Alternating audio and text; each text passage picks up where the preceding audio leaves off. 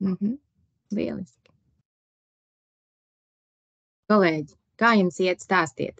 Šeit mēs būsim tādā draudzīgā sarunā, vai ne? Nevis lekcijas formātā, bet draudzīgā sarunā. Kaut gan, protams, mums ir kaut kāds rāmis, vai ne, sagatavots un pie kura mēs pieturamies, bet pavisam brīvi kāds grib padalīties ar savām sajūtām. Par to, kā noslēdzās semestra nodarbību daļa, kuras jūs apmeklējāt, lekcijas un semināri. Evija? Gribat teikt? Jā. Nē.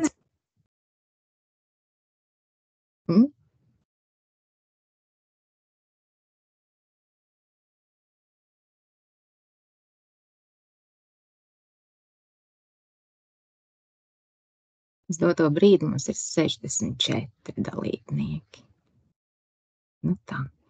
Bet Aboliņkungs, es saprotu, ka piedalās tad ne tikai pirmstiesas izmeklēšanas programmas studenti, bet arī parastā jurista bakalaura programmas studenti, jā? Jā, šeit bija visi aicināti. Vilti tagad man spriest, vai... Nē, es vienkārši redzu pēc uzvārdiem. Es redzu studentus no abām programmām. Bet iniciatīva nāca tieši no pirmstiesas izmeklēšanas programmas studentiem. Es tā sapratu mūsu saraksts, jā? Jā. Ļoti jauki iniciatīva.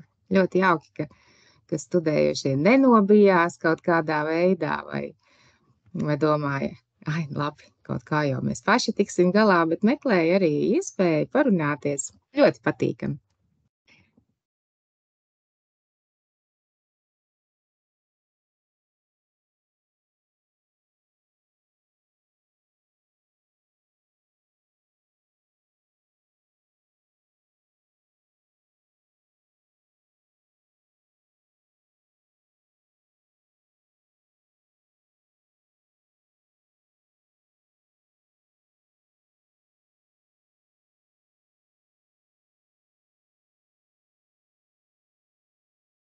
Esam apaļš tagad, skaidrs, 70.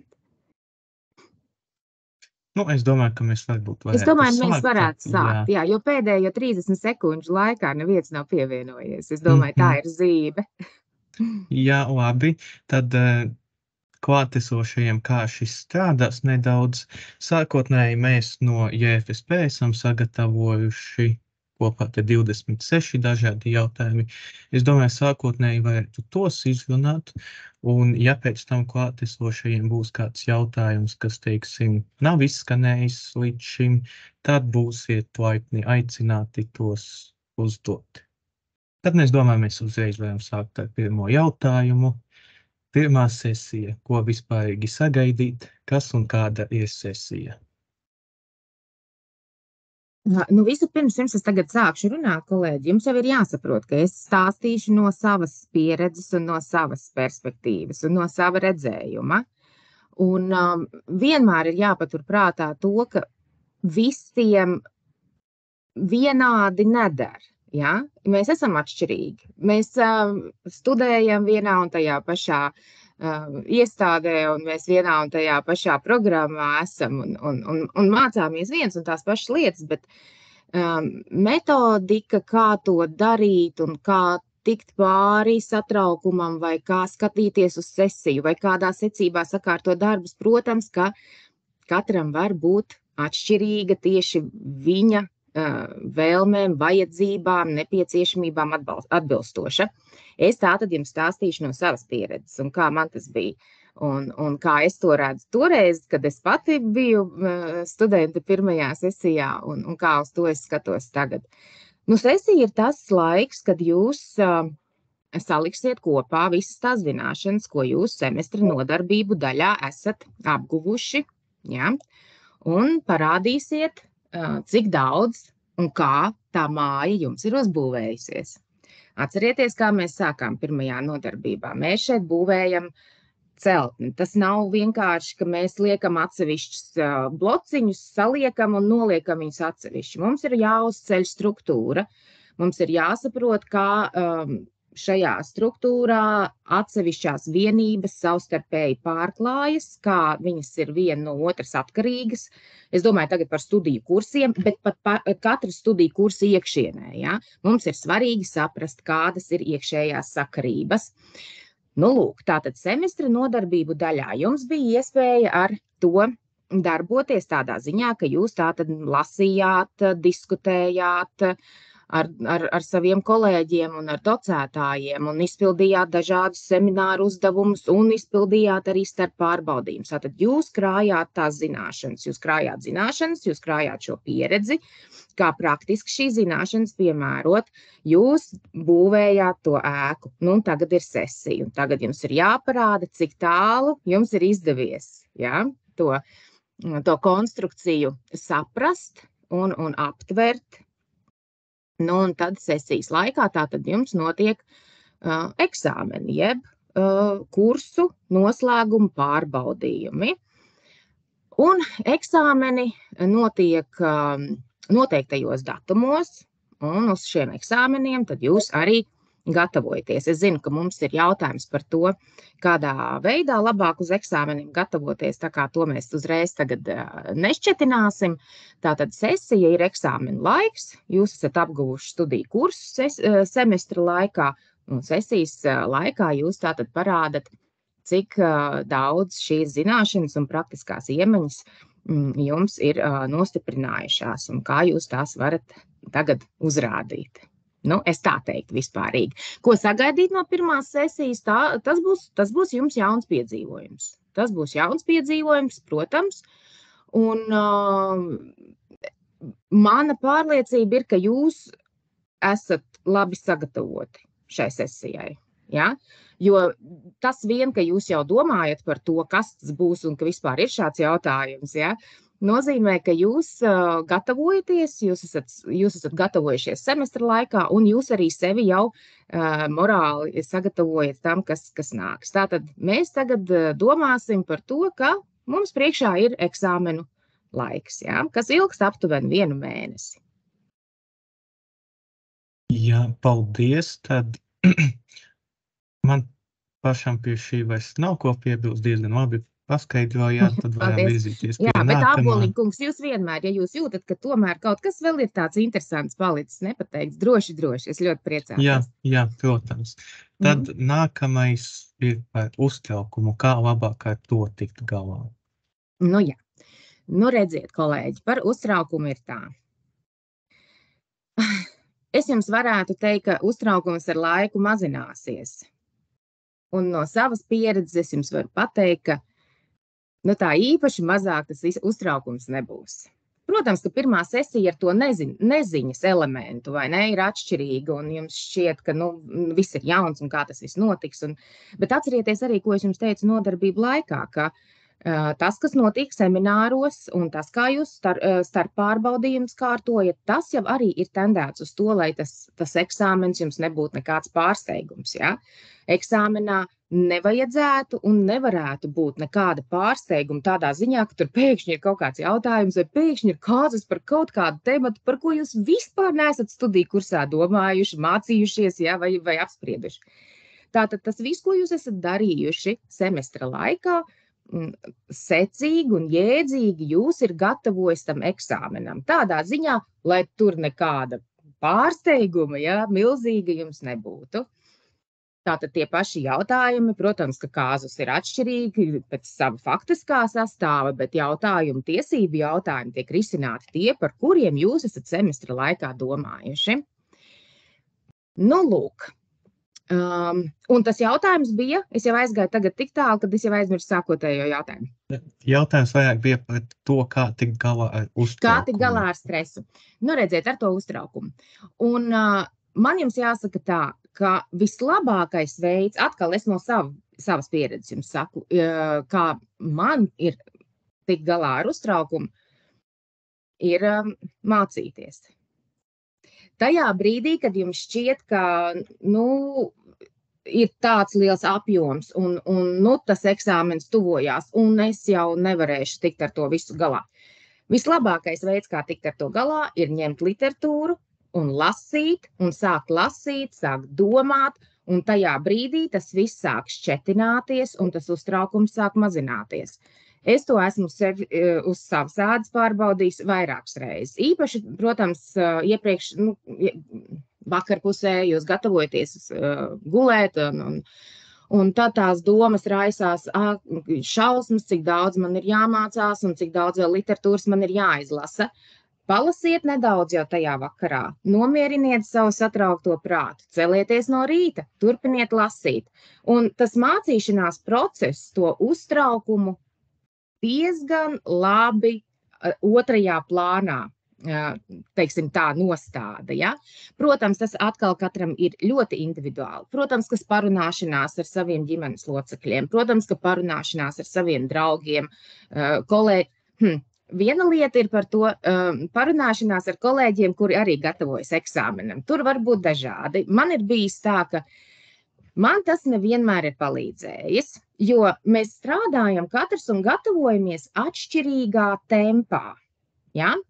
Un citreiz runājot jau ar savu kolēģi, ja, no kursa, kurš arī gatavojas uz to pašu eksāmenu, tas var jūs varbūt pat nedaudz vēl vairāk tajā stresa situācijā nostādīt vai uztraukumā. Man tā ir bijis, ja, ka runājoties es nonāku pie secinājuma, bet viņš vai viņa ir izlasījuši jau daudz vairāk uz doto brīdi, jau ir tālāk aizgājuši tematos nekā es. Bet redziet, mums ir atšķirīgi mācīšanās tempi, mums ir atšķirīgs uztveres ātrums, ja, kad mēs katrs sākam to fināla, jeb to gala, ja, izrāvienu pirms eksāmena.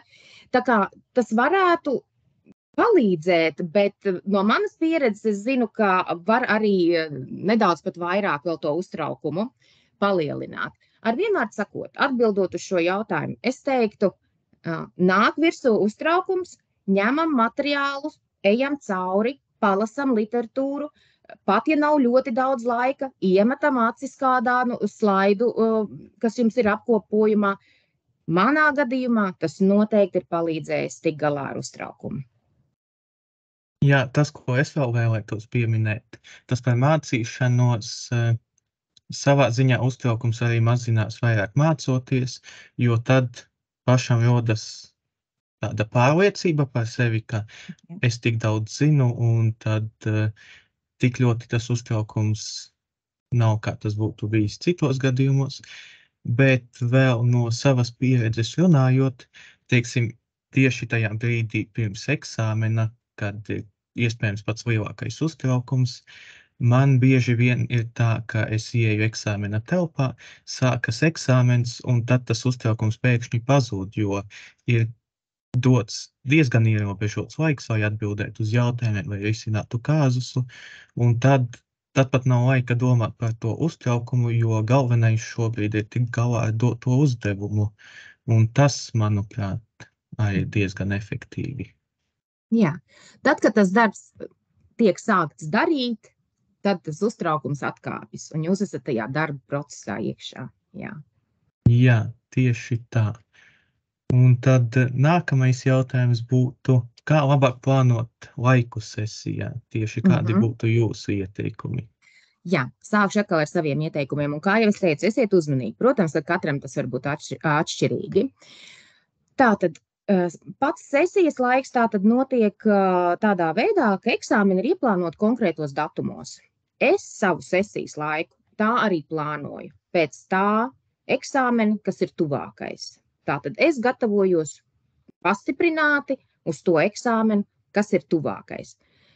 Protams, ir jāskatās, kas ir nākamais, piemēram, cik jums ir laiks starp pirmo un otro eksāmenu. Varbūt, ka uz otro eksāmenu jūs jūtat, ka tās zināšanas, ko jūs semestra laikā ieguvāt, nav tik, teiksim, apjomīgas kā uz pirmo eksāmenu. Jūs varat kādu dienu no tā laika, kas jums ir sesijas laikā, lai gatavotos uz pirmā eksāmena, varbūt pārdalīt. Padomāt, vai nevajag to laiku atvēlēt jau arī otrā eksāmena mācīšanās. Bet es teiktu tā sesija un kā es viņu strukturēju, bija, ka man ir dots tas laiks tieši šim kursam, tagad sagatavoties noslēguma pārbaudījumam. Jo kamēr jūs esat semestrī, jums visu laiku paralēli notiek, vai ne, studijas, un notiek paralēli kurs, un paralēli notiek starp pārbaudījumu, paralēli jārisina semināru uzdevumi dažādos studiju kursos. Sesijā tas ir atšķirīgi. Tātad jūs zināt, jums 5. janvārī ir pirmais eksāmens, un jums tagad ir dots speciāli brīvs laiks, kā es to redzu, tieši šo te kursu tagad padziļināti iziet cauri vēl vienreiz materiāliem, vēl vienreiz literatūrai. Un līdz 5. janvārim es kā savu prioritāti lieku to un to tātad kursu. Kas man ir 5. janvāri? 5. janvāris beidzas, kolēģi, man ir nākamais mērķis, tātad ir nākamais datums, atkal man ir dots konkrēts laiks, lai es tagad tā zināšanas, kas man ir iegūtas semestra laikā, varētu padziļināt, nostiprināt tās dienas, kas man ir atvēlētas līdz nākamajam eksāmenam, piemēram, 9. janvāris. Ja? Tādā veidā es mācījos, kad es nodarbojos tieši ar šo studiju procesu sesijas laikā. Jā, manas šīs metodes ir diezgan līdzīgas, ko es varētu ieteikt tieši pirms ziemas sesijas. Tagad tieši šonedēļ ir tas brīvais laiks, kad nodarbības nenotiek. To tad es varbūt ieteiktu veltīt tiem priekšmetiem, kur nav tās pārliecības par to, ka zināšanas ir tik labas salīdzinot ar citiem priekšmetiem. Un tad jā, pa šīm brīvdienām veltīt laiku tiem tā kā problemātiskākajiem kursiem, kas sagādā lielākas grūtības, un tad pēc jaunā gada, kad sākas sesija, tad jā, tiešām pievērst uzmanību tiem eksāmeniem, kas tuvojas pirmie, jo šis gan nestrādātu pēc tam vasaras sesijā, jo tur vismaz no pagājušā gada atceros, ka bija tā, ka beidzas nodarbības ceturtdienā vai piekdienā, un tad jau pirmdienā bija pirmais eksāmens, tā kā tad jāsanāktu visus brīvdienas veltīt jau pirmajam eksāmenam, līdz ar to tad tas, diemžēl, nestrādātu, bet šobrīd ir diezgan labs laiks, lai to īstenotu. Un tad kādas būtu tieši jūsu laika plānošanas metodes, teiksim, pa dienām konkrēti, gatavojoties eksāmeniem? Es eju cauri no sākuma, no A uz Z. Es eju tādā veidā cauri, kronoloģiski, teiksim tā. Protams, ka ir cita metode noteikti iespējama sākt ar to, ko vismazāk saproti, ja? Vai vismazāk ir bijis laika semestra laikā palasīt, ja? Bet mana pieeja ir, man ir ļoti svarīga loģiskā secība. Un es eju no sākuma cauri vidum un uz beigām, ja? Lai es varētu atkal visu salikt tajā secīguma ziņā un loģiski pa plauktiņiem. Tādā veidā. Bet laika plānošana, protams, kolēģi, ir saistīta ar to arī, ka jums ir jāieplāno laiks paēst, un tas ir ļoti svarīgi, to nevar aizmirst, jums ir vajadzīga enerģija, jums ir jāieplāno laiks arī iziet ārā, pastaigāties, kaut vai iziet paelpot svaigu gaisu. Es atceros arī no savas jaunības, ja? Ka tas arī, starp citu, ja mēs runājam par to stresa mazināšanu, tas arī mazina to stresu. Vismaz minūtes 15, jā, labi, es varbūt pārspīlēju, kaut vai 5, jā, bet ir vajadzīgs tajā laika plānošanā arī ieplānot šīs te svarīgās lietas, lai jūs varētu arī normāli funkcionēt. Un arī ir jāieplāno laiks miegam un atpūtē. Tas ir ļoti svarīgi, lai jums ir enerģija un lai jūsu smadzenes, ja, lai galva strādā ar pilnu atdevi, ir jābūt laikam, kad jūs mierā un atpūtušies un izgulējušies un labi pāēduši, un tad jūs mācaties, un tad jūs pastaigājat un atkal mācaties. Tā kā, tādā ziņā. Tam laikam, protams, vajadzētu pietikt arī tam, lai uzturētu sevi, ja, funkcionāli.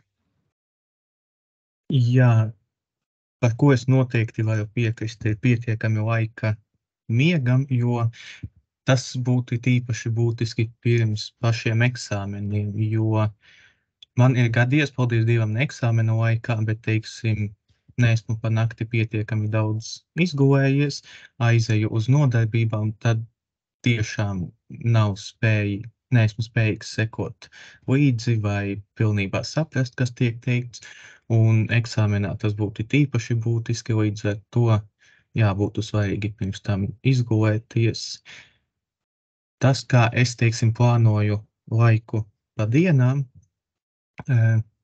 protams, svarīgi iekļaut visas pauzes ēdienreizēm un pastaigām, kā jau profesora minēja, bet, ja tieši jāplāno laiks studijām, tad tā metode, kas vismaz man strādā, ir tāda, ka stundas ietvaros, teiksim, no 1 līdz 2, 45 līdz 50 minūtes es veltu studijām, un tad 10 minūtes kādai atpūtai, vai tas ir iziet ārā, vai pagulēt, atpūsties nedaudz, un tas tad savā ziņā palīdz, jo visu laiku nav nepieciešams fokusēties tām studijām, ir laiks, lai atvilktu elpu, jo, ja, teiksim, vairākas stundas nākas pievērst uzmanību uz studijām, tad kaut kādā brīdī apnīk, paliek grūti to darīt, un tas jau arī ir diezgan bezjēdzīgi, ja sēdi un lasi, bet neko no tā neatceries. Kaut kā tā, un tad varētu pāriet pie nākamā jautājuma. Kā jūs tiekat galā ar lieliem darba apjomiem? Nu jā, lieliem darba apjomiem tikšana galā ir ļoti svarīga. Un tas arī, teiksim, jums varbūt tagad šķiet, jums ir ļoti lieli darba apjomi, bet ar laiku, kolēģi, jūs arī sāksiet praksē strādāt un kaut ko darīt jurisprudencē praktiskajā ziņā. Jūs redzēsiet, jums paliks to darbu ar vien vairāk. Ja? Nu, lūk. Un tad vienā brīdī tev jau ir 3 darbi, un tad jau ir jādomā tiešām, kā tikt galā ar lieliem darba apjomiem. Mana pieeja atkal ir tāda. Es darbus, teiksim, sadalu, sagrupēju pēc tuvākā iesniegšanas vai pabeigšanas termiņa. Ja? Un tātad tas, kas ir tuvākais pabeigšanas termiņš, tam darbam es fokusējos 100%. Un es teiksim tā, man ir paveicies, ka es varu tos pārējos darbus, ne tā, ka es par viņiem aizmirstu. Protams, ka es zinu, un varbūt es pat iekšēji esmu nedaudz satraukta par to apjomu, kas ir, ja? Bet man ir paveicies tā, ka es viņus tajā brīdī, kad es daru to pirmo darbu, kuram ir tas pirmais pabeigšanas vai iesniegšanas termiņš, es viņus varu izslēgt tā kā ārā no savas darbības vai apziņas jomas, ja? Tātad es principā 100% nokoncentrējos uz to darbu, kas ir pirmais pabeigšanas termiņā, es viņu pabeidzu, un tad es sāku 100% koncentrēties uz nākamo, kas ir pabeigšanas termiņā. Protams, ka vienmēr var būt atkal kaut kādas nianses. Var kaut kas dzīvē mainīties, un var kaut kādi, teiksim, termiņi nobīdīties, ja, bet par tādām situācijām tad mēs risinām tās tātad uz vietas un kā tas ir noticis. Bet vispārīgi, tajā brīdī, kad jūs darāt to vienu darbu, jūs koncentrēties uz šo darbu. Tie pārējie darbi, tad, kad jūs darīsiet tos, jūs koncentrēsieties secīgi atkal uz katru nākamo uzdevumu, tātad nodošanas secībā, es teiktu. Tā ir mana pieeja, kā es tieku galā, un tajā brīdī, kad es to vienu darbu daru, es tos pārējos tātad tā kā palieku malā, jeb izslēdzu ārā, ja, no savas domāšanas, lai es varu visu savu domāšanu, savu enerģiju, radošo potenciālu, ja, tagad koncentrēt uz šo te vienu darbiņu, kas man ir jāpadara pirmais. Jā, šis būtu viens, skatoties uz nodošanas datumiem vai termiņiem kopumā, ko es vēl esmu pamanījis, kas varētu būt noderīgi, skatoties, teiksim, attiecībā uz sesiju, gatavojoties kādam eksāmenam vai noteiktām tēmām, varbūt būtu jāsāk ar tām, kur nav tās pārliecības par to, kā tu šo tēmu pārzini. Teiksim, parasti jau kontroldarbos ir tā, ka uz pirmo kontroldarbu uzdod noteiktas tēmas, kas ir bijušas līdz tam, uz otro vēl pēc tam tēmas, kas nākušas pēc pirmā, bet pirms otrā kontroldarba, un tad uz eksāmenu paliek tēmas, kas nav bijušas kontroldarbos, un gatavojoties šīm pirmajām tēmām, kas jau ir bijušas uz kontroldarbu, to ir lielāka pārliecība, jo vismaz es mēģinu līdzīgi kā tas ir sesija, gatavojoties visam eksāmenam, gatavoties arī uz kontroldarbiem, ejot cauri visām tām tēmām.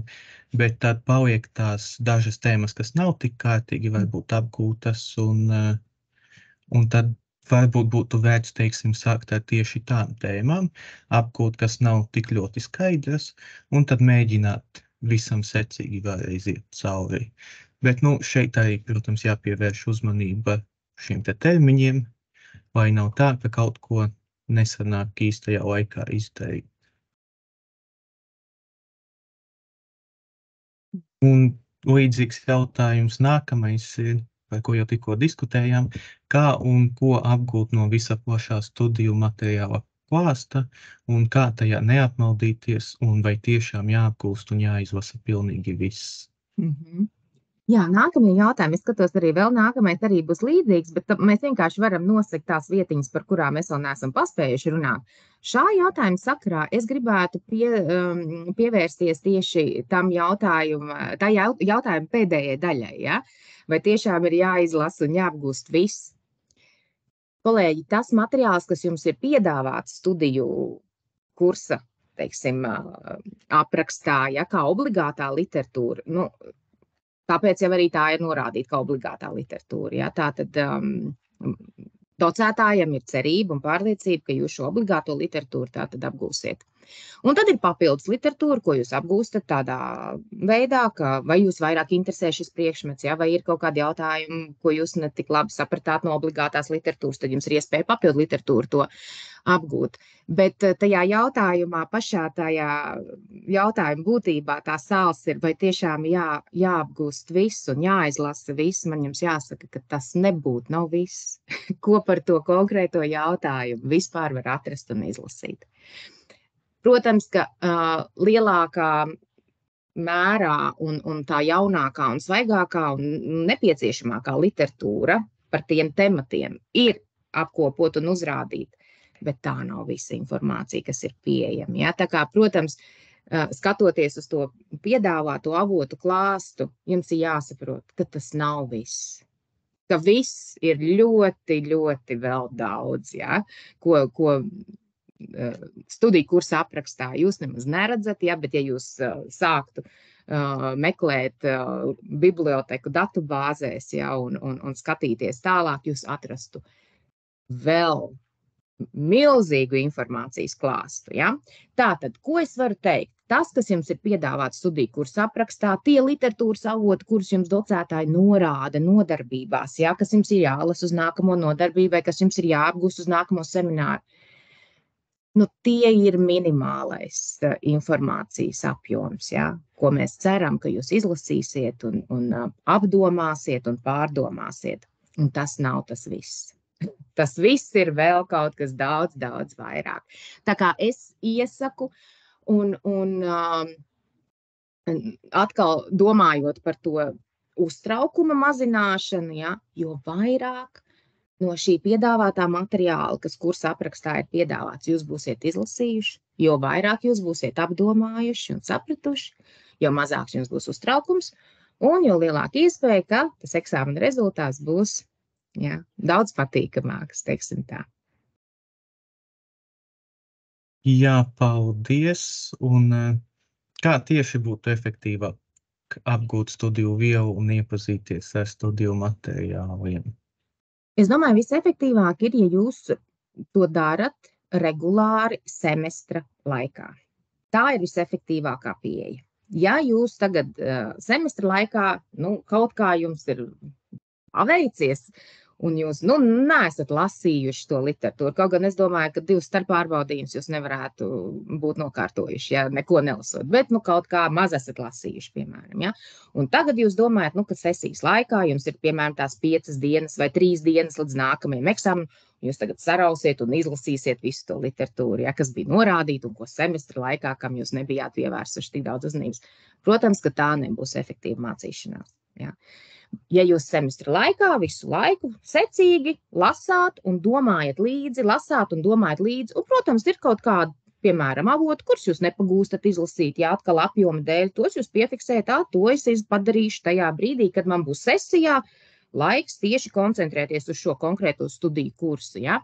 Es teiktu tā, no tādas avotu secīguma viedokļa, es visu pirms ņemtu, un kā es arī to darīju, ņēmu visu pirms lekciju slaidus, lekciju pierakstus, tātad skatos vienlaikus, skatos uz lekciju slaidiem, ko docētājs ir piedāvājis, tātad tajos ir kaut kāda jau galvenā atslēgas informācija, skatos savus pierakstus, izeju cauri saviem pierakstiem, kas man ir tieši par šo tematu kopsakarā ar slaidiem, un tālāk jau eju, tālāk izvērsti, kas šajā tematā ir tie galvenie avoti, kurus man vēl vajadzētu pārlasīt, iemest aci kādā, teiksim, tajā jau, ko es jau ļoti labi zinu, ja, literatūras avotā, vai tā labāk pārlasīt tos, kam semestra laikā man nebija tik daudz laika pievērsties. Jā, mans ieteikums diezgan līdzīgs, bet visbiežāk šos te avotus, kas, teiksim, norādīti kursu aprakstos un tam līdzīgi, tiem, lai izietu tiem visiem cauri sesijā nebūs laika, jo laiks starp eksāmeniem ir dažas dienas maksimums, un tad to nav iespējams paspēt.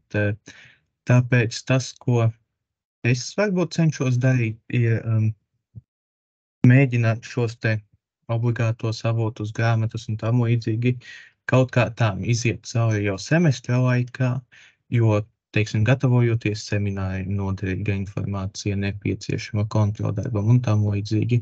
Un tad varbūt pašu galveno atsevišķi kaut kur pierakstīt, un tad tiešām, jā, sesijā, gatavojoties kādam eksāmenam, iet cauri tam pašam galvenajam, kas ir, kā jau profesorē minēja, tiem lekciju slaidiem, pierakstiem, no lekcijām pierakstiem, teiksim, no citiem avotiem un tam līdzīgi. Un ar to jau arī diezgan ļoti sanāk aptvert vairumu no tā, kas kursā apgūts. Un tad, jā, ja pats pēc tam jūtas tā, ka ir kaut kur kāds rops, kāds temats nav tik ļoti labi apgūts, tad jā, var mēģināt to labot ar šiem te avotiem, vai tās būtu grāmatas, raksti vai kas, bet primāri fokusēties uz to pašu galveno, kas arī ir nepieciešams, lai apgūtu pilnīgi visu. Protams, tas atkarīgs no tā, kāds ir eksāmena saturs, jo es zinu, atsevišķos kursos eksāmenis nav, teiksim, par pilnīgi visām tēmām, bet ir noteikts, kurās tēmas parādīsies eksāmenos, tāpēc arī tas būtu jāņem vērā. Un kā būtu jārīkojas, ja pārbaudījumu neizdodas nokārtot ar pirmo reizi?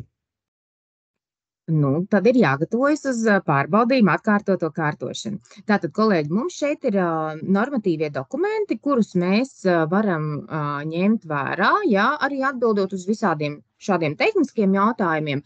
Tātad ir Latvijas Universitātes studiju kursu pārbaudījuma organizēšanas kārtība. Tātad ir 29. jūnijā 2015. gadā Senāta sēdē apstiprināta. Arī fakultātes mājaslapā tā ir pieejama. Otrs normatīvais dokuments ir fakultātes noteikumi studiju kursu sekmīgai apguvēji. Tieši Latvijas Universitātes juridiskajā fakultātē tie ir arī apstiprināti 2015. gada 22. decembrī. Tie ir īsi noteikumi, jā, tātad, lai nedublētu to, ko universitāte ir noteikusi, jā, bet tādi arī uz 2 lapiņām jūs varat arī iziet cauri, ja jūs kaut kas tādas tehniskas lietiņas interesē, un noteikti tie jums arī palīdzēs studiju procesa laikā. Tātad, ja pirmais kursa noslēguma pārbaudījums nav nokārtots, jums ir iespēja to vēl vienreiz tātad darīt, kārtot atkārtoti, un kursa noslēguma pārbaudījumu var kārtot 2 reizes. Tātad kopumā kursa noslēguma pārbaudījumu jūs varat kārtot 3 reizes. Pirmā reize neizdodas, ir atkārtotā kārtošanas reize. Saskaņā juridiskās fakultātes studiju procesa noteikumiem šai atkārtotajai kārtošanas reizei ir jābūt ieplānotai kārtējā semestrī. Tātad jūs jau redzat, ka jums tur, kur ir saplānota eksāmeni, ir pirmā eksāmena kārtošanas reize ieplānotajā sesijas laikā, un pēc pāris nedēļām ir otrā eksāmena kārtošanas reize ieplānota. Un tad, ja tiešām arī ar otro eksāmena kārtošanas reizi neizdodas nokārtot, tad, kā jau es teicu, saskaņā ar Latvijas Universitātes noteikumiem, jums ir iespēja vēl 3. reizi kārtot noslēguma eksāmenu kursa, un saskaņā ar fakultātes noteikumiem, tātad šī otra atkārtotā, jeb 3. reize noslēguma pārbaudījuma kārtošanai, tiek noteikta rudens semestra reģistrācijas nedēļā.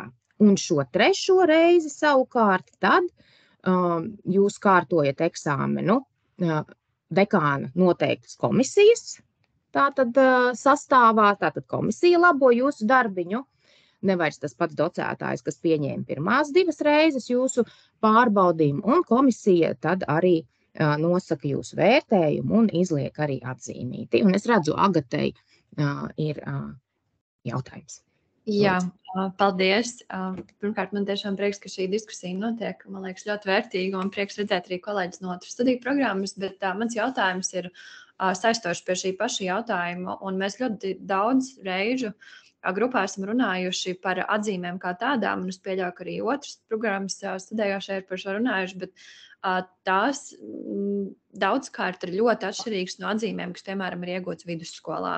Un tas jautājums ir par to, varbūt, kā jūs vispār skatāties uz šiem vērtējumiem kā atzīmi, un kurā brīdī varbūt šie ne visai labie vērtējumi ir jāuztver kā tāds signāls par iespēju, ka iespējams ir jāmaina studiju programmu, jo mums bija arī saruna ar programmas direktoru, un mēs runājām, ka ir varbūt kaut kādi brīži, kad ir jāpārdomā, vai šī ir īstā vieta, jo priekšā vēl vismaz mums 3,5 gadi. Tad, jā. Jā, tas ir, protams, milzīgs jautājums. Jā? Atkal ļoti individuāls jautājums, kā es pati to redzu. Un es arī kolēģi dažiem esmu to teikusi, pavisam godīgi, tādā ziņā jautājusi, vai jūs jūtat, ka tas, ko jūs šeit studējat, jūs interesē? Jo ziniet, kas visbriesmīgākais dzīvē varētu būt, es tā iedomājos, teiksim, no manas perspektīvas, mācīties kaut ko tādu, kas mani neinteresē, vai strādāt darbu, kas mani neinteresē. Es domāju, tā būtu tik grūta dzīve. Ja? Mēs neviens negribam, grūtu dzīvi, jo tur jau neko jaunu jau mēs nepateiksim kā to, ja tas, par ko tu esi sajūsmā un kas tev patīk, ja tas ir tas, ko tu dari kā savu darbu, tad tu nekad neej uz darbu, ja? Un tā arī tas ir. Un vai pirmā semestra atzīmes ir tas, kas uzreiz jums liktu domāt, ka nē, tas man neder? Es teiktu, to mēs viennozīmīgi nevaram pateikt. Ja? Pirmā semestra atzīmes, protams, ka parāda to, ka tagad ir mainījušās kaut kādas metodas iespējams, atšķirībā no tā, kādas bija metodas, kad jūs mācījāties, vai jūs mācīja vidusskolā. Ja? Vai tāpēc uzreiz būtu jāmet plinta krūmos? Es teiktu, nē. Atzīme nav vienīgais iemesls, kāpēc būtu jāmet plinta krūmos un jādomā pirmajā semestrī par to, ka es tagad mainīšu programmu. Ja tā lieta jums patīk, ja jūs redzat sevi nākotnē, šajā profesijā, tad pirmā semestra atzīme, jūs tiksiet tam pāri. Jūs iemācīsieties tieši to mācīšanās procesu, tieši to metodoloģiju, ko no jums sagaida, un tas atnāks. Ja jūs sevi redzat šajā profesijā, un ja tas, ko jūs mācaties, jūs interesē, tas ir galvenais. Ja jūs esat tajā iekšā, un tas jūs aizrauj, un jūs to literatūru lasat ar interesi, un nesenāca tā atzīme nav tik laba, kā man vidusskolā gāja. Pagaidiet otro semestri, pagaidiet, kas notiek tālāk. Ja jūs jūtat, ka tas darbs jūs interesēs, un tas, ko jūs mācāties un lasāt, aizrauj jūs, tad joprojām es teiktu, tā ir jūsu vieta. Neskatoties, ka tās pirmās atzīmītes varbūt nebija tik veiksmīgas. Nezinu, kā Aboliņkungs to redz. Jā, tas, ko es vēl vēlētos pieminēt, var, teiksim, gadīties tā, ka, teiksim, pēc pirmā vai pat pēc otrā semestra liekas, ka netik ļoti interesē tas, kas ir līdz šim apgūts.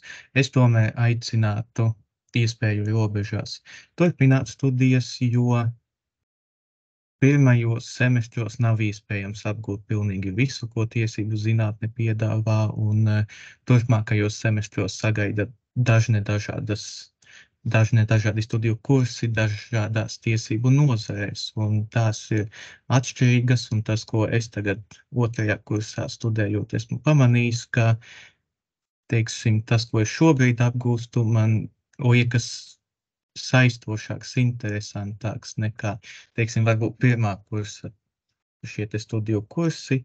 Nevēlos teikt, ka tie ir slikti, tie ir labi un nepieciešami, bet katram cilvēkam ir tā sava lieta, kas viņam patīk, un lai noskaidrotu, kas tas ir tikai viens veids studēt un tad skatīties, kā iet uz priekšu.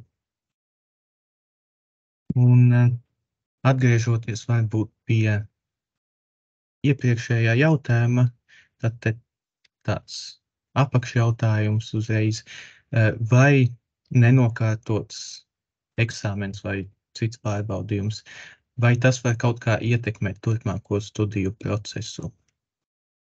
Tikai tādā ziņā, ka jāturpina mācīties un apgūt tas nenokārtotais studiju kurs, jā, tā tad ir jāturpina. Bet arī jau pasteidzoties notikumiem uz priekšu, tur viens no nākamajiem jautājumiem ir, kas notiek ar to atzīmīt, tātad nesekmīgo. Tātad pirmajā pārbaudījuma kārtošanas reizē, ja jums nesekmīga atzīme, un tagad jūs nākat un kārtojat atkārtot eksāmenu.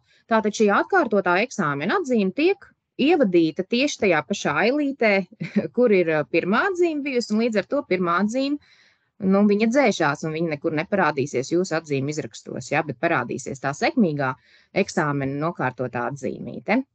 Vai no ar otro reizi, vai no ar trešo reizi, kad komisija izliks jums atzīmi un ievadīs studijās tajā pašā ailītē, kur tā tad ir bijušas divas iepriekšējās nesekmīgās atzīmes. Jā, paldies. Un tad nākamais jautājums būtu, ka ik pa laikam mēdz uz koncentrēšanās spējas, un jūs jau minējāt dažus ieteikumus, kā varbūt to novērst, bet varbūt jums ir vēl kādi veidi, metodes, kā jūs, teiksim, veicināt šo koncentrēšanos pārbaudījumiem un sesijai kopumā. Koncentrēšanās nav neierobežota, ja? Tā ir ierobežota laikā. Mēs visi esam dzīves būtnes un funkcionējam, ja, konkrētos atkal laika posmos, apstākļos, ja, mums ir vajadzīga, kā es teicu, enerģija, viela, ja, lai mēs varētu koncentrēties.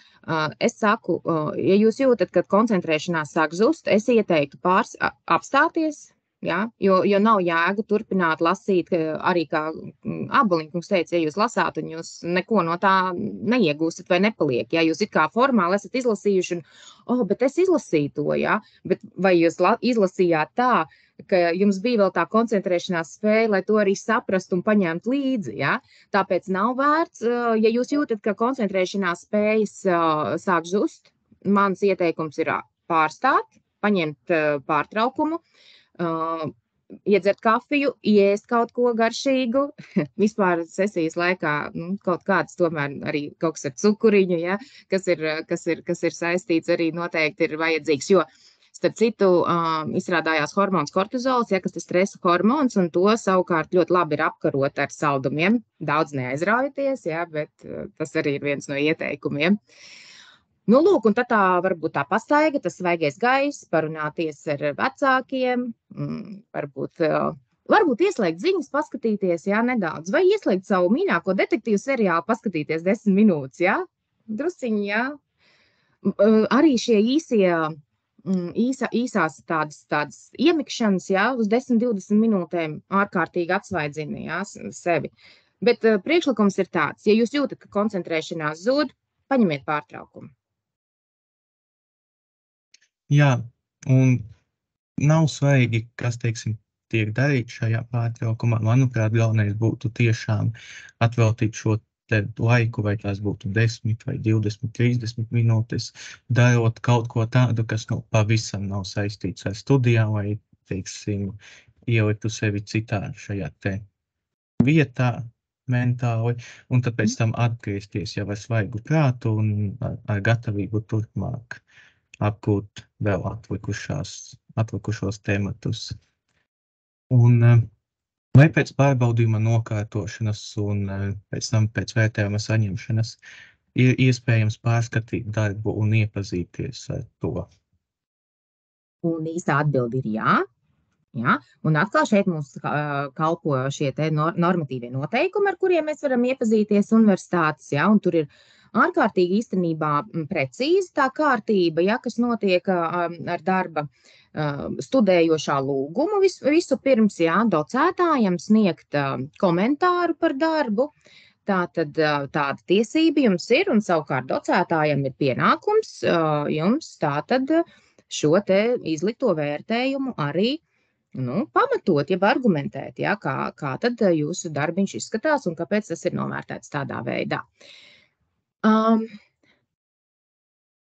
Universitātes noteikumi paredz arī kārtību, ka pēc tam, kad jūs esat docētājiem šādu te lūgumu iesniedzis, tātad pamatot jūsu noslēguma eksāmena, tātad kursa noslēguma eksāmena vērtējumu, jums ir iespēja arī rakstīt iesniegumu un tātad lūgt arī šo te darbiņu vēlreiz pārskatīt.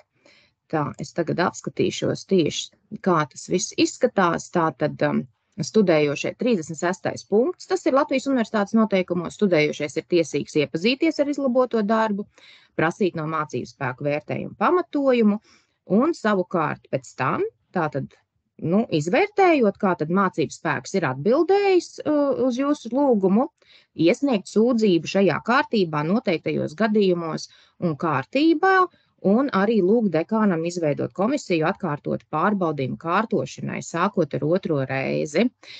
Tātad, un tālāk, ja mēs skatāmies universitātes noteikumos, tas ir 40. punkti, ja es nemaldos, kur šī secība jau kādā veidā notiek sūdzības iesniegšanas un izsniegšanas kārtība ļoti precīzi aprakstīta.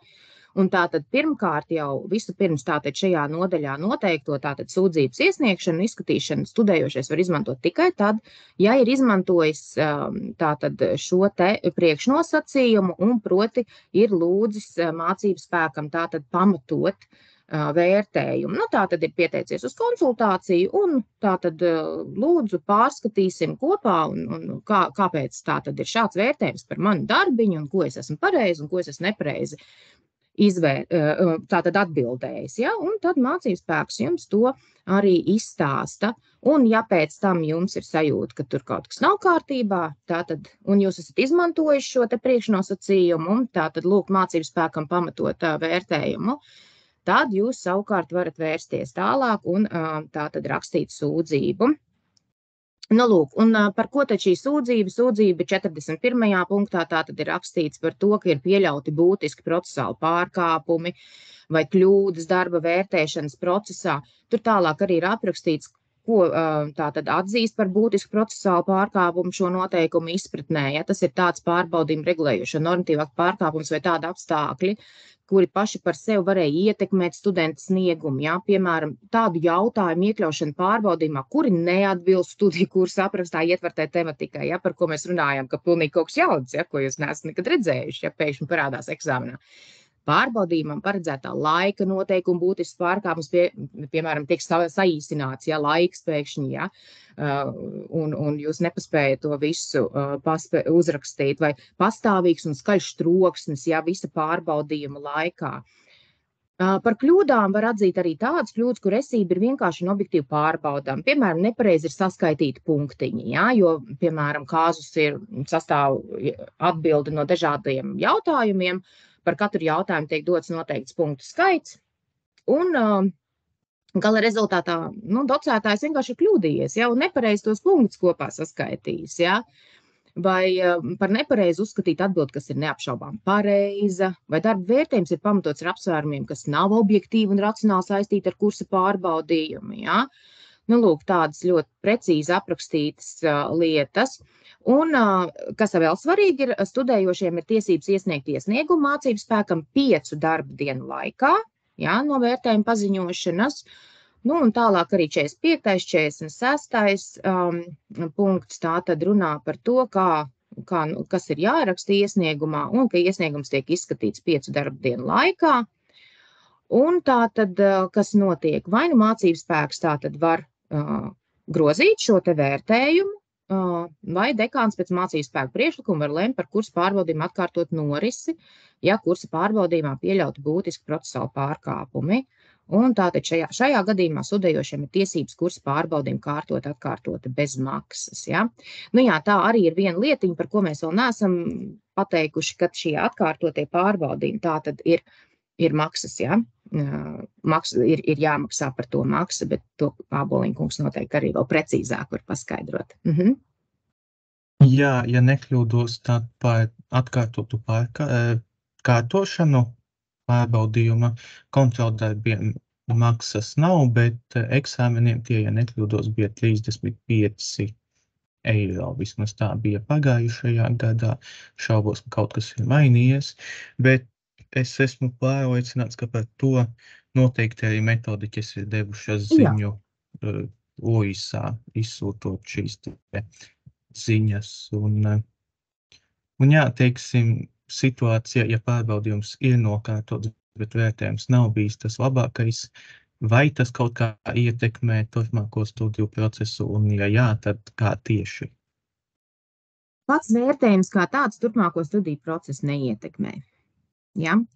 Arī tad, kad jūs pēc tam stāsieties darbā, es parasti, protams, pievienoju atzīmi izrakstus saviem diplomiem, ja? Bet ir, protams, darba devēji, kur atzīmi izrakstos neskatās, ja? Un nepievērš lielu uzmanību atzīmi izrakstiem, bet diploms ir diploms, un sekmīga atzīme ir sekmīga atzīme. Ja? Jebkura atzīme, sākot ar 4 un uz augšu, ir sekmīga atzīme, un tā dod jums iespēju studēt tālāk. Tas paliekošais efekts varbūt ir tāda nožēla, ka neizdevās labāk. Ja? Studiju procesu pati atzīme kā tāda neietekmē, bet studiju procesu var ietekmēt tas, ka iespējams tās zināšanas nebija, ja? tik labs vai neizdevās viņas, ja? Semestra laikā, ja? Sakrāt tik labi, lai tā kursa viela būtu tāda, tiešām ļoti noturīga un labi jums iesēdusies, ja? Jūsu juridiskajā saprātā. Tas varētu ietekmēt nākamā kursa apgūšanu. Piemēram, tiesību teorijas vienmēr skatos tātad no tiesību teorijas perspektīvas. Jums neizdevās varbūt tik labi tiesību teorija, ja? Visu salikt pa plauktiņiem, varbūt jums būs sarežģītāk iet tālāk. Tas nenozīmē, ka tas nav iespējams, ja? Tātad pati atzīme kā tāda jūsu nākamo studiju procesu, ja tā ir sekmīga, neietekmē. Ja? Jā, paldies. Un, teiksim, vai ir kāds vērtējumu slieksnis, ko darba devēji vai kādi citi sagaida no juristiem un ko uzskata par apmierinošu un nepieciešamu studējot tieši JF? Atkal, es neesmu saskārusies ar to, ka ir jābūt konkrētam, atzīmi izraktā konkrētam slieksnim, kas ir jāsasniedz. Jebkuras sekmīgas atzīmes dod jums iespēju tātad kārtot vienoto juristu eksāmenu un saņemt diplomu. Ja? Bet vai tas, ja jums visas atzīmes ir ļoti zemas, piemēram, uzrāda, ka jūs esat maksimāli, teiksim, ieguldījis pūles un lasījis un mācījies un sapratis. Protams, ka mēs gribam tādu juristu katrs, kurš ir labi mācījies un daudz ir lasījis un daudz ir sapratis, tieši tāpat kā mēs gribam ārstu, kurš nav nokārtojis gluži knapi, bet kuram ir labas sekmes bijušas un kurš var labi diagnozi uzstādīt un izārstēt mūs. Bet Āboliņkungs var mani precizēt, bet es neesmu sastapusies ar šādu te minimālo slieksni, ko darba devējs tagad izietu cauri atzīmi lapai un teiktu, nē, jūs nedarat, jo jūsu atzīmes vidējais ir 6,3, bet mums vajag vismaz 7. Jā, es par šādām situācijām neesmu dzirdējis. Tas, ko es varbūt vēl vēlētos pieminēt, ir tas arī atkarīgs no nozares, kurā turpmāk absolvents plāno strādāt, jo, teiksim, ja studiju laikā krimināltiesības ir bijušas tā kā mīļākā nozare un tur ir gājis labāk, bet, teiksim, civiltiesībās netik ļoti labi, tad nezvai darba devējam krimināltiesību jomā būtu pat vērts pievērst lielu uzmanību tam, ka varbūt dažos civiltiesību priekšmetos nav tik labi gājis, jo tas jau nav tas pats būtiskākais, ko darba devējs sagaida no topošā jurista, tāpēc es ieteiktu par to tik ļoti neuztraukties. Līdz šim mēs esam izrunājuši iepriekš, teiksim, veidus, kā mācīties, gatavoties eksāmeniem vienatnē, bet vai jūsuprāt mācīšanās grupās, gatavojoties pārbaudījumiem, varētu būt labs vai ieteicams veids, kā mācīties? No manas perspektīvas raugoties, atkal īsā atbilde ir nē. Un atkal, saliekot to kopā, ko mēs jau esam pirms tam runājuši, mums ir atšķirīgi apguves tempi, ja, kā mēs katrs uztveram vielu, saprotam, galu galā tu esi viens pats ar to vielu. Ja.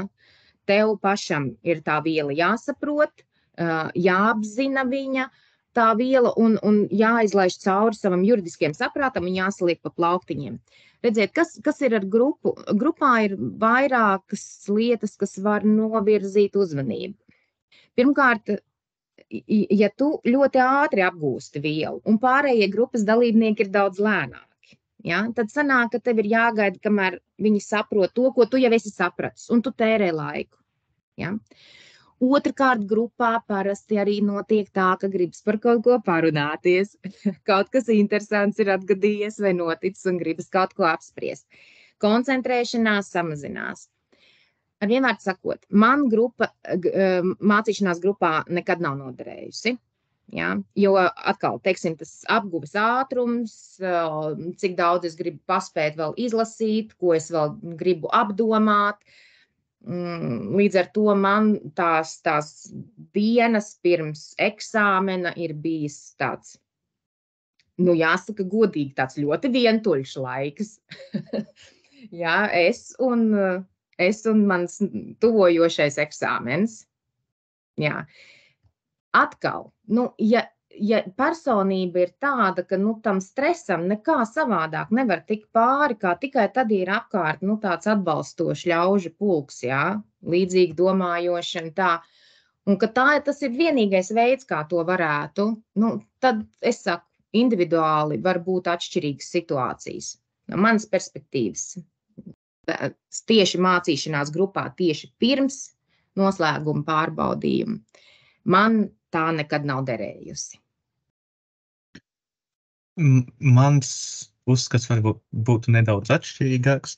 Es piekrītu, ka katram pašam vajadzētu savā tempā un ar savām metodēm iziet cauri, teiksim, gatavojoties eksāmenam, visām tēmām un tam līdzīgi, bet ja ir pietiekami daudz laika starp eksāmeniem, teiksim, 3 vai 4 dienas, tad varbūt pat būtu iespējams satikties ar kolēģiem, tuvākajiem kursabiedriem un iziet tam visam cauri, jo, protams, būs diezgan daudz varbūt apstākļu, kas nedaudz novērsīs šo te koncentrēšanos, bet tādā veidā ir iespējams pārbaudīt līdzšinējās zināšanas, teiksim, viens otram uzdot kaut kādus jautājumus un savā ziņā to jau iemācās ne tikai tas, kurš atbild uz jautājumiem, bet arī tas, kurš viņus uzdod.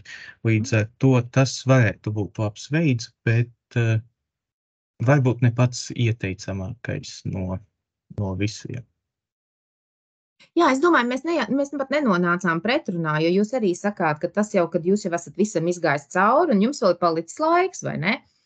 Tad tā jau ir tāda fantastiska iespēja, vai ne? Vēl, lai mazinātu stresu, satikties ar saviem kolēģiem un pārunāt, vai ne, tos jautājumus, kad jūs jau esat pārliecināts, ka jūs jau esat visam ticis cauri un visu, ko jūs esat gribējis, paspējis izlasīt. Jā. Jāsaka, ka parasti tās 3-4 dienas varbūt nav parasti gan tā negadās, jā. Vēl ko varētu, teiksim, šāda te mācīšanās grupā palīdzēt ir tas, ka nevienmēr visu patstāvīgi apgūstot, viss ir pilnīgi skaidrs, un tad varbūt būtu iespējams labāk noskaidrot atbildes uz vēl neskaidrajiem jautājumiem, nevis lasot literatūru, jo tā dažkārt ir rakstīta diezgan sarežģītā valodā, bet labāk būtu, ja, teiksim, kāds kolēģis to izskaidro ar saviem vārdiem, un tas arī labāk palīdz saprast. Bet, jā, arī es uzskatu, ka pats galvenais būtu individuāli studēt, bet var jau būt, kā ir, teiksim, cilvēki, kam tieši mācīšanās grupās palīdz visu labāk apgūt, un tad jau te katram jāskatās pēc savas individuālās situācijas. Un kas notiek tādā gadījumā, ja kaut kādu iemeslu dēļ nav sanācis ierasties uz eksāmenu kārtošanu?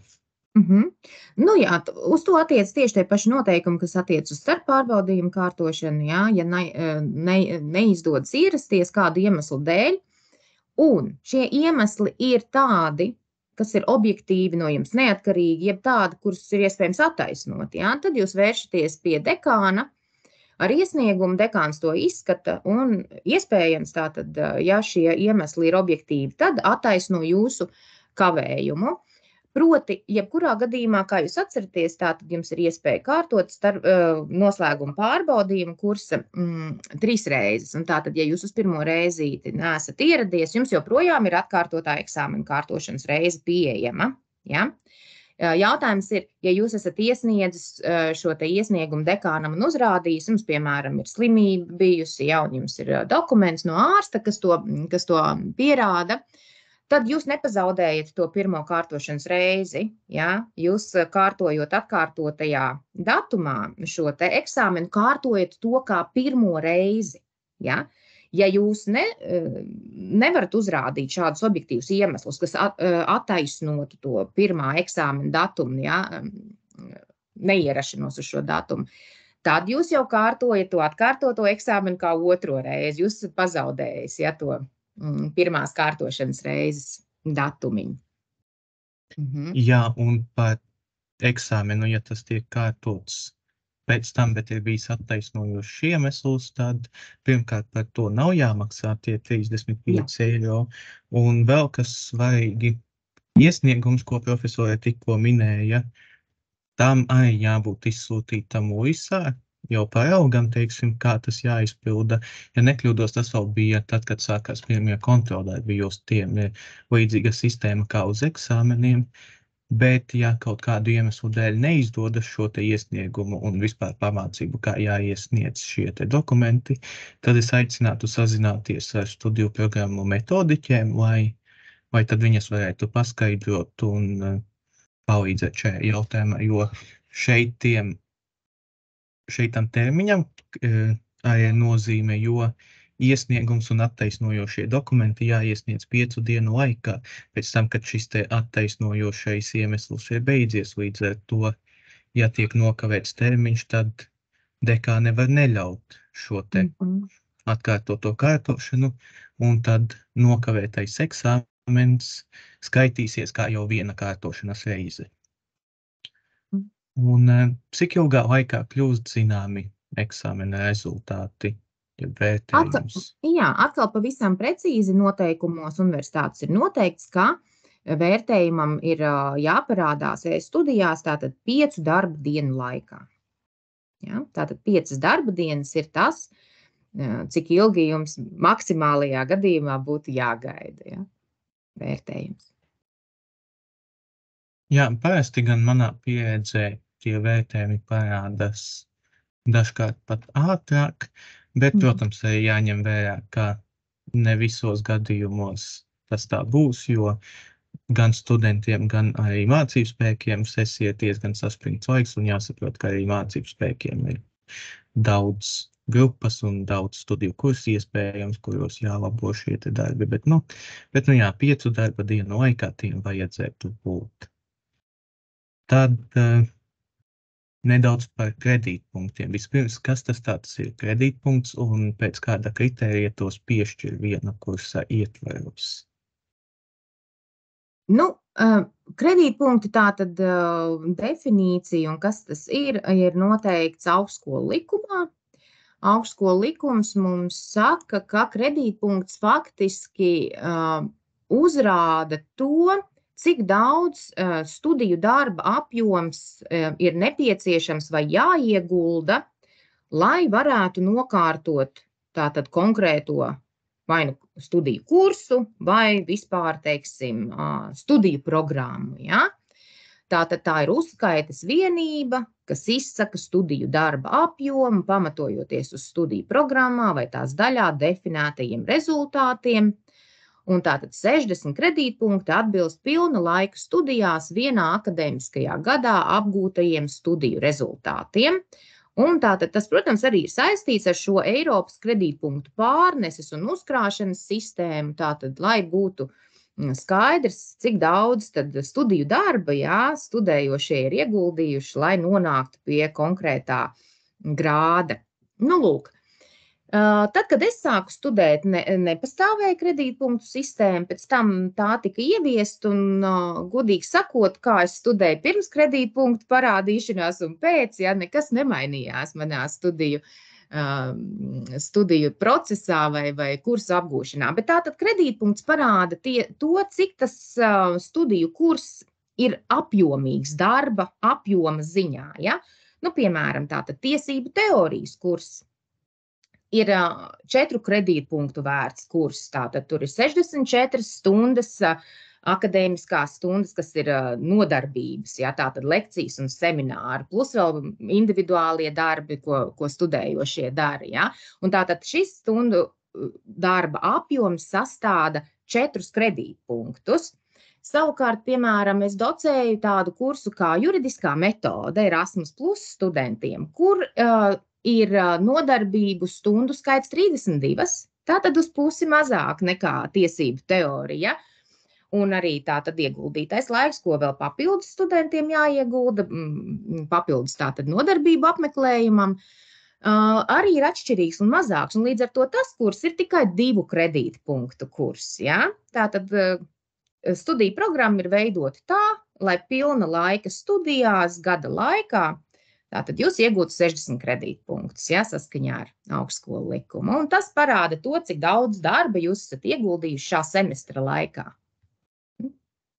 Jā, un katrs kredītpunkts ir aptuveni 40 stundas darba.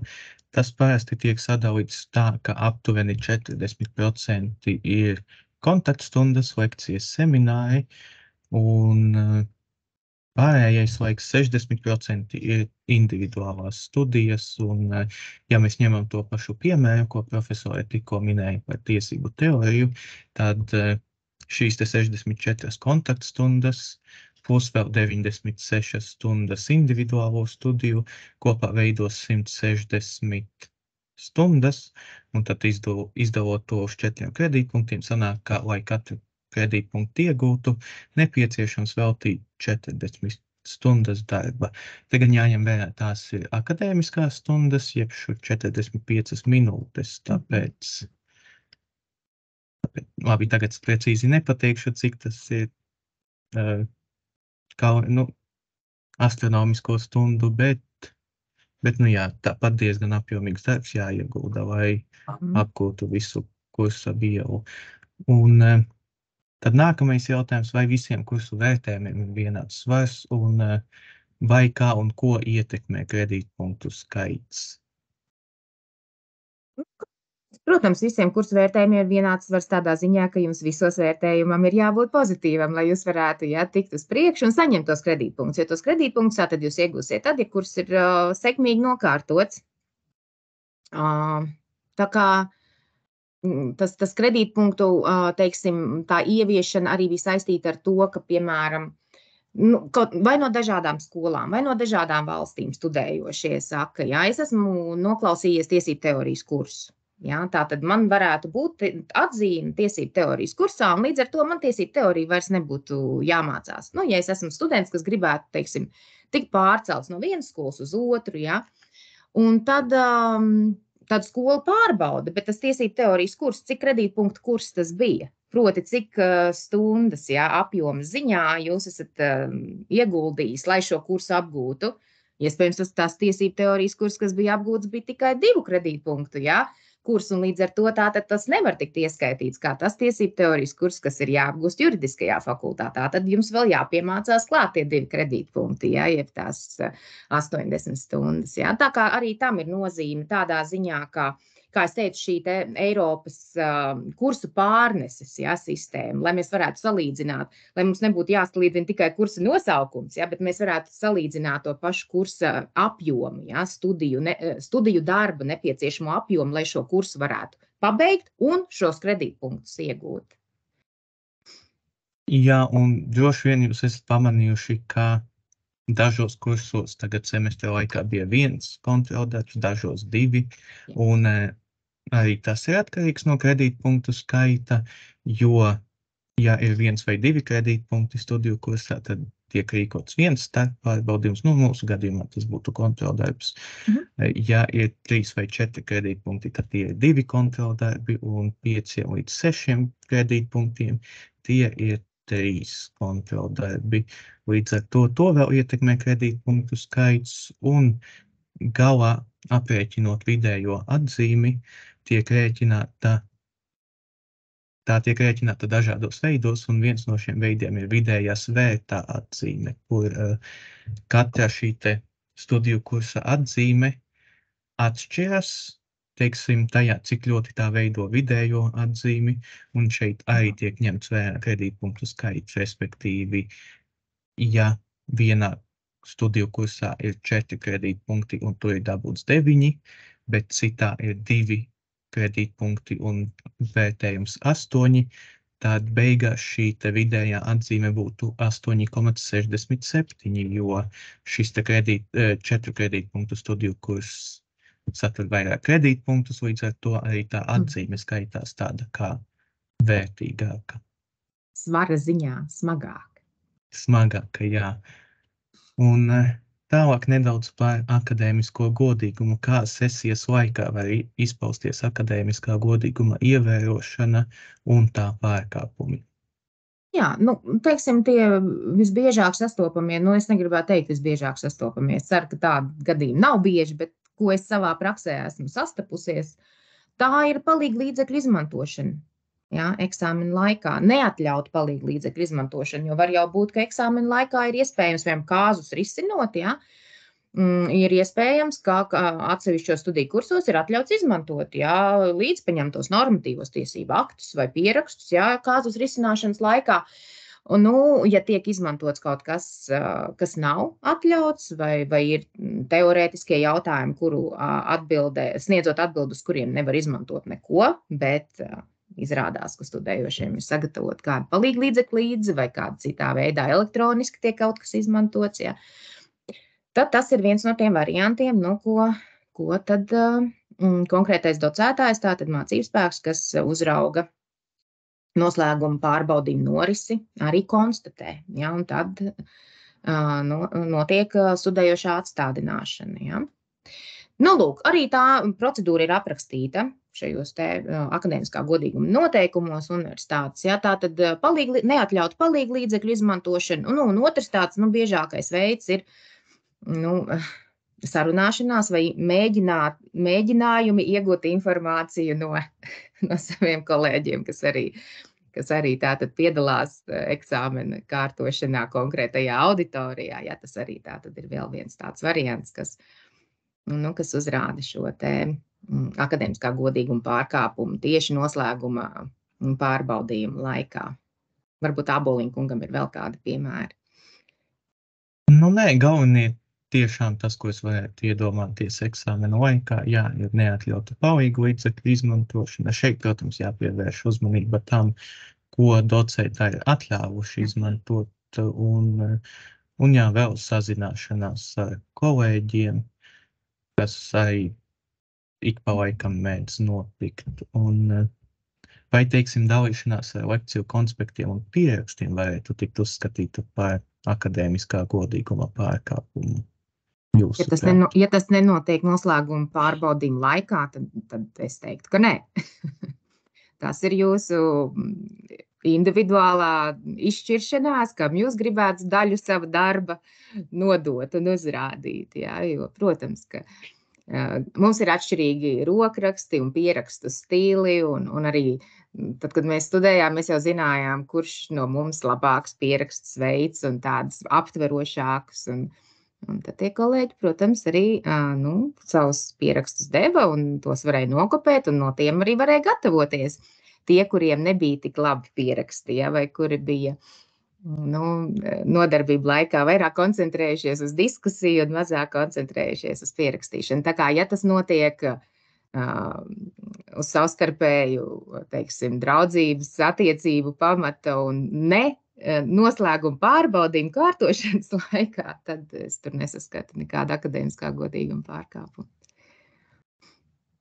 Jā, paldies. Un iepriekš jau izrunājām par nesekmīgu eksāmenu vērtējumu un kā ar to tikt galā, bet, teiksim, iedomāsimies, kā iepriekš ir bijuši sekmīgi visi iepriekšējie kontroldarbi, semestra laikā ir gājis lieliski priekšmetā, bet eksāmenā pēkšņi ir nesekmīgs vērtējums.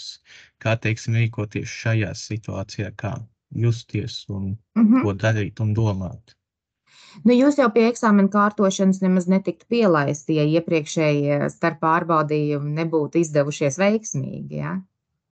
Tātad starp pārbaudījumiem jābūt nokārtotiem sekmīgi, lai jūs tiktu pielaisti pie noslēguma pārbaudījuma. Tas ir priekšnoteikums tam. Protams, varētu būt arī atšķirīgi, kuras aprakstā noteikts, mēs neiesim tādās konkrētās, teiksim, niansēs. Ja tā tas ir, tad ir atšķirīgi, ja? Bet vispārīgā kārtība tā tad ir sekmīgi nokārtot starp pārbaudījumu, sekmīgi arī tātad pozitīvi apmeklējuma ziņā, tātad visi semināri nepieciešamie, kuri bija obligāti apmeklējami, ir atbildēti un nav nokavēti vairāk nekā 3, vai, ja ir nokavēti vairāk nekā 3, tad tie ir atbildēti. Noteikums, starp citu, nosaka arī to, ka, ja ir nokavēti vairāk par 50% no obligātajiem semināriem, ja, kas ir jāapmeklē, tad ir jāreģistrējās studiju kursam no jauna, ja, arī tāds noteikums ir. Lūk, bet, kā justies, mēs eksāmenam gatavojamies pēc savas labākās sirdsapziņas un cik mums laiks un koncentrēšanās un viss atļauj, bet kolēģi, protams, ka, zināmā veiksmes daļa arī parādās, jā, eksāmena kārtošanas laikā. Var arī tā būt, ka nav paveicies, jā, nav paveicies noformulēt domu, nav paveicies saprast tajā brīdī, līdz galam uzdotos jautājumus, ja, neskatoties uz to, ka varbūt tiešām vielu cilvēks ir apguvis, ja, nav paveicies tik galā ar uztraukumu, kaut gan, kā mēs teicām, tad, kad jūs sāksiet strādāt un atbildēt, uztraukums aizies, var notikt dažādas, ja, dažādas lietas, ko mēs nevaram paredzēt iepriekš, un ja tās sekmes, kas ir semestra laikā, ir jums uzrādījušas, ka jūsu izpratne par studiju kursu ir laba un ir pietiekama, tad jūs pieņemat šo, ja, neveiksmi, ka tā ir iznācis. Jūs tagad saprotat, uz ko jums vairāk jākoncentrējas. Iespējams, kāzusā ir bijis kāds jautājums, kuram jūs tik daudz nebijāt pievērsuši uzmanību. Ja? Tāpēc man ir ļoti bail no teorētiskiem jautājumiem, kas ir ļoti šauri, specifiski, ja? Kur var būt, ka tieši to šauro specifisko niansi jūs studiju procesā nebijāt pietiekami, ja, ņēmuši vērā un akcentējuši. Jūs to piemācāties klāt un nākat uz atkārtoto eksāmenu kārtošanas reizi. Šeit tad vēl būtu vērtīgi noskaidrot no mācību spēja, ka, teiksim, sarunāt iespēju konsultācijā, apskatīties pirmo darbu, lai tiešām pārliecinātos, kas bija tas jautājums, kur varbūt nesanāca tik labi kā iepriekš, un kas ko būtu nepieciešams uzlabot nākamreiz gatavojoties. Bet noteikti, ko es vēlētos ieteikt, ir nepārdzīvot tik ļoti par to, jo tāpat, ja pirmajā reize neizdodas nokārtot eksāmenu, kaut gan varbūt semestri ir gājis ļoti labi, tad tāpat mums ir gan otrā, gan trešā reize, un es ticu, ka galu galā viss izdosies. Un vēl atgriežoties pie nesekmīgi nokārtotiem eksāmeniem, ja ar otro reizi nesanāk, tad vai ir iespējams turpināt studijas nākamajā gadā papildus atkārtot apmeklējot nenokārtoto kursu, vai tur ir jāgaida līdz šim te rudens semestrim un tikai pēc tam jāskatās, kas ir pēc 3. kārtošanas reizes. Nākamajā semestrī nevienmēr tas studiju kurs ir pieejams, vai ne? Jo tiesību teorija tiek docēta rudens semestrī, pavasara semestrī tiesību teorija netiek docēta. Līdz ar to jums fiziski nav iespējams iet uz to kursu un klausīties. Ja? Es nekad neesmu atteikusi nevienam, kas nāk un klausās kursu, kuram nav izdevies, piemēram, nokārtot ar 2. reizi, un iespējams, ka kā tur noticis ir, ka tās 3. reize vēl nav ieplānota, ja? vai nav vēl tā reize, kas rudens semestrī tiek ņemta. Tā kā faktiski jūs gatavojaties 3. reizei, tātad 3. reize, kā jau mēs sākumā minējām, saskaņā ar fakultātes noteikumiem notiek rudens semestra reģistrācijas nedēļā. Objektivitāte tiek nodrošināta ar to, ka, ja 2 reizes pie konkrētā docētāja nav izdevies nokārtot, paskatīsimies, kā tas var iespējams izdosies pie komisijas, Tātad tas ir vēl viens tāds objektivitātes, arī tāda nianse, kas parādās šajā 3. kārtošanas reizē, kur ir 3 kolēģi, kas katru darbiņu caurskata. Tā kā nekāda, teiksim tā, liela traģēdija nav notikusi, jums ir semestrs laika turpināt gatavoties, un kolēģi nebaidieties izmantot konsultācijas, jo, kā es teicu, pavasara semestrī tiesību teorijas nav. Bet pavasara semestrī tāpat docētājiem ir konsultācijas, un jūs uz tām varat pieteikties, jūs gatavojaties, lasāt literatūru, nākat uz konsultāciju, apspriežat, pārunājat izlasīto, saliekat atkal savu pa plauktiņiem, veidojat savus mājas struktūru tālāk. Izmantojat šādā veidā to pavasara semestri un tātad rudens semestra reģistrācijas nedēļā. Ar jauniem spēkiem un vasarā uzkarāt enerģiju un D3 vitamīnu nākat un nokārtojat ar 3. reizi. Jā, paldies. Un tad noslēdzošais jautājums no JFSP puses, kas varbūt nav tik ļoti saistīts ar šo sesiju, bet tāpat laika gaitā kļūs aktuāls. Kas ir studiju darbs un kā tā izstrādi apvienot ar studijām? Studiju darbs, kolēģi, ir jūsu pirmais zinātniskais pētījums juridiskajā fakultātē, kas notiek tātad nākamā semestra laikā. Jūs rakstīsiet studiju darbu, par ko es esmu ļoti, ļoti priecīga un vienmēr ļoti aizrautīgi lasu jūsu studiju darbus. Vispirms, protams, tas sākas ar temata izvēli. Jums ir jāsaprot, kurā studiju kursā, kas tātad jums ir norādīts studiju programmā, kurā no tiem kursiem jūs vēlaties rakstīt studiju darbu, un apmēram jums vajadzētu sajust, kas bija interesants tajā studiju kursā, ja ne konkrēts temats, bet tas virziens, tie tematiskie bloki varbūt, kas jūs vairāk aizrāva, tāda galīgā temata noformulēšana, varētu notikt arī konsultējoties ar attiecīgo mācību spēku. Studiju darbs ir 18 līdz 25 lapušu apjomā.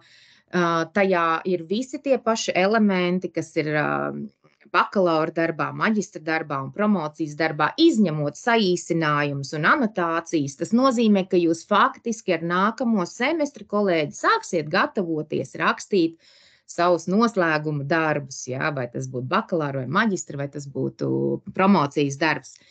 Lūk, un tie ir tādi miniatūrie, miniatūrie noslēguma pārbaudījuma darbi.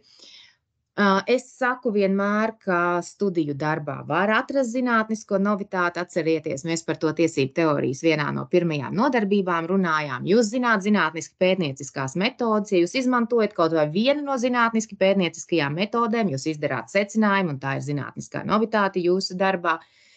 Un jūs, protams, ka to savienojat ar studijām nākamajā semestrī. Jūs sākat ar to, ka jūs tātad padomājat par tematu, jūs šo tematu saskaņojat ar docētāju, jūs sākat vākt materiālus. Protams, ka mācības spēks arī jums noteikti ieteiks, uz kuru pusi materiālu vākšanā jums koncentrēties. Jūs vācat materiālus jau paralēli, sākot jau ar 1. mēnesi, lasāt cauri studiju darbā, kā jebkurā zinātniskajā pētījumā, ļoti daudz, kas ir saistīts ar to, cik daudz materiāli jūs apzināsiet, izlasīsiet, no kā jūs varēsiet atspērties, lai to zinātnisko novitāti, vai to secinājumu, vai to loģisko domu, virzīt uz priekšu tālāk. Tātad jūs apzināt literatūras avotus, jūs apzināt prakses materiālus, piemēram, ir kāda tiesas sprieduma, kas jūs ļoti interesē konkrētajā jautājumā.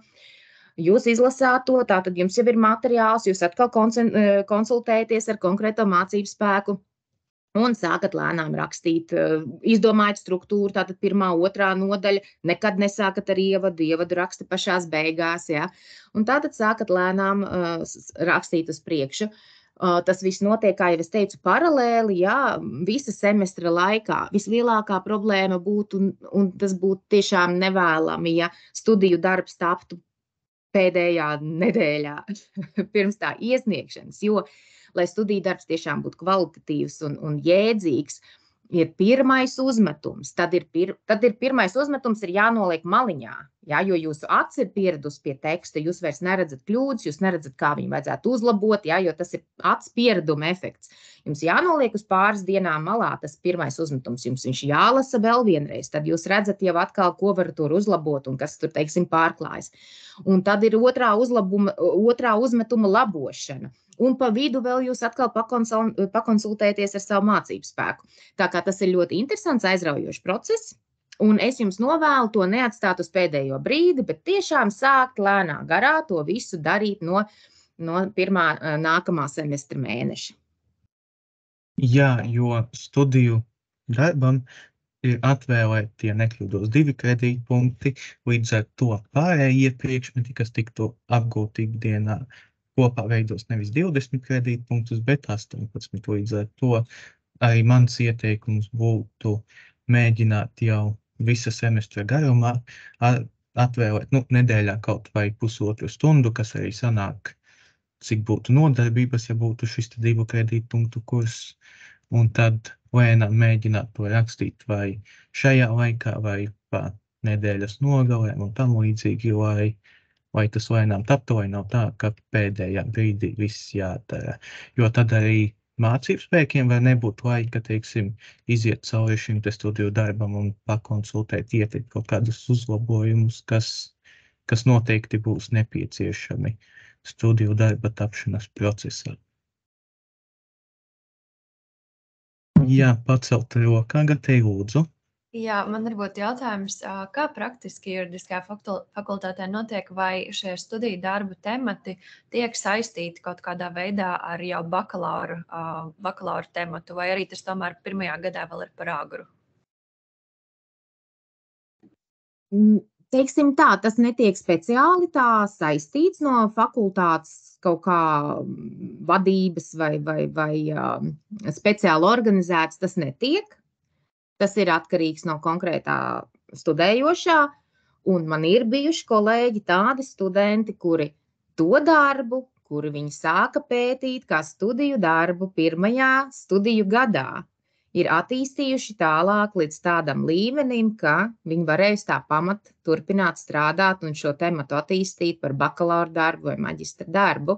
Līdz promocijas darbam varbūt ne, bet tādas situācijas man ir bijušas, ja? Jo redziet, vēl jau ir tā, ka, kā Ārliņkungs teica, būs 2. studiju gads, būs 3. studiju gads, nāks jauni priekšmeti, nāks jauni aizraujoši priekšmeti, nāks Eiropas Savienības tiesības un krimināla tiesības un civila tiesības un procesi, Un jūs pēkšņi konstatēsiet, varbūt, ka tas, kas jums likās ļoti interesanti pirmajā studiju gadā, tagad ir kaut kas cits, kas liekas vēl interesantāks, Un līdz ar to var gadīties, kā es teicu, tā, ka tiešām tas, ar ko jūs aizrāvāties pirmajā studiju gadā, ir arī tas, ko jūs vēlāk varat attīstīt un veidot par bakalaura vai maģistra darba pamatu, bet var gadīties arī, ka nākamajos studiju gados jūs atrodat kaut kādu aizraujošāku tematu, Bet, protams, ka šī pirmā studiju gada studiju darba izstrāde, jebkurā gadījumā, kā jau es teicu, ir gatavošanās, gatavošanās zinātniskas pētniecības veikšanai, gan nākamajiem studiju darbiem, gan arī lielajiem noslēguma darbiem. Jā, paldies. Tas arī tad jautājumu ziņā no JFSP būtu viss. Varbūt vēl klātesošajiem ir kādi jautājumi, uz ko šovakar mums vēl nav sanācis atbildēt.